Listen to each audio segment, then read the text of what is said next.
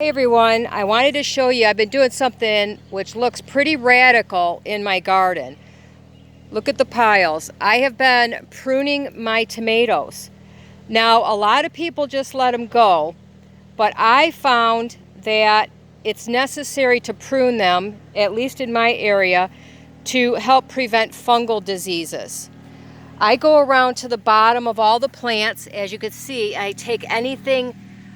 Well, that's actually a fruiting one, but any leaves that are on the ground, I cut them off. And I come back and I selectively, for example, take out a couple in the middle because I want to encourage some air circulation in here. So I'll just come in and take out a few of the leaves in the center that are really, kind of piled up and crossing each other like this. That really opens up the tomato plant to allow the air to circulate a little better. Now I've completed this row. Also, my pollinators find them a lot easier. Hello, Mr. Bee. See my cute little bee?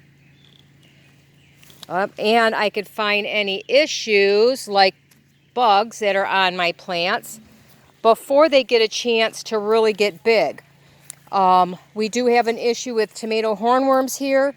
So by opening them up, I can see when they're starting to come earlier. I can see where they've been eating on my plants and things like that. So let me show you here on this plant, if I can get you a decent view.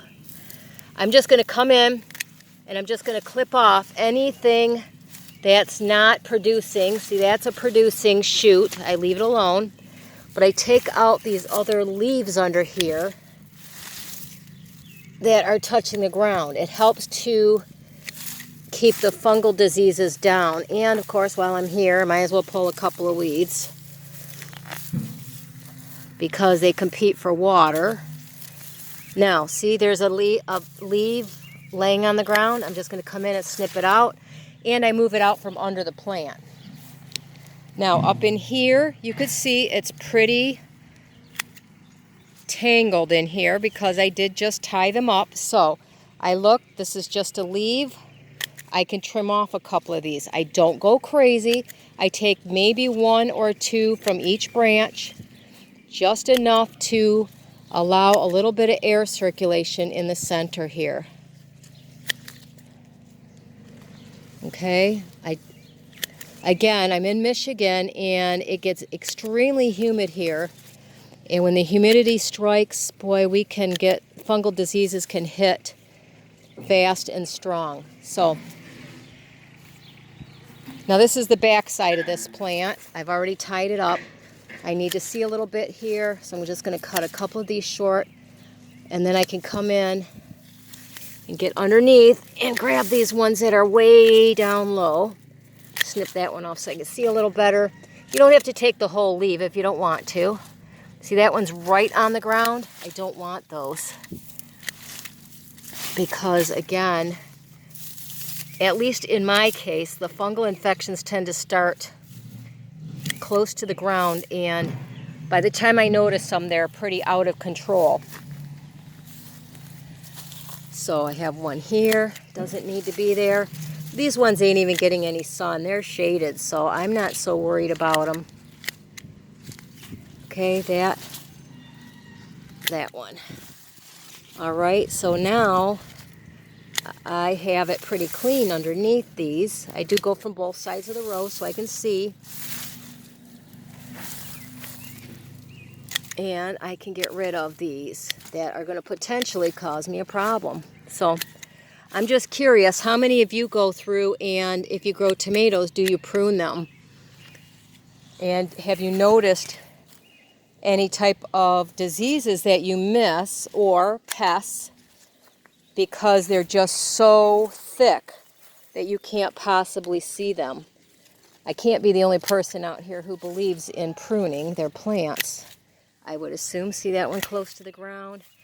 I can come back on this side now and I can see that one's going to get there. This one here, it's not getting much sunlight, so I can just get rid of it. And now I can watch anything happening down here. This one's not too crowded up here. I'm going to leave it be. Now see this in here? There's no reason why that needs to be that crowded. So I will just snip off 1 or 2 leaves in here just to open it up, let some air circulate. And it also shows me now I need to go get a tie so I can tie this up, so it doesn't flop down and then itself lay on the ground. I'll take out this one right here. I'm sorry if I'm not giving you very good views. It's hard to do this one-handed. Okay. Now see, I'm not taking out a whole lot. I'm just opening up. So I have some air that can circulate in here. This leaf really crosses over. I can come in and take that out. Now I have less likelihood that there's going to be any fungal infections up there. Check out this leaf. Don't need you. Sometimes you could pull them off, but I kind of like to be gentle with my tomatoes.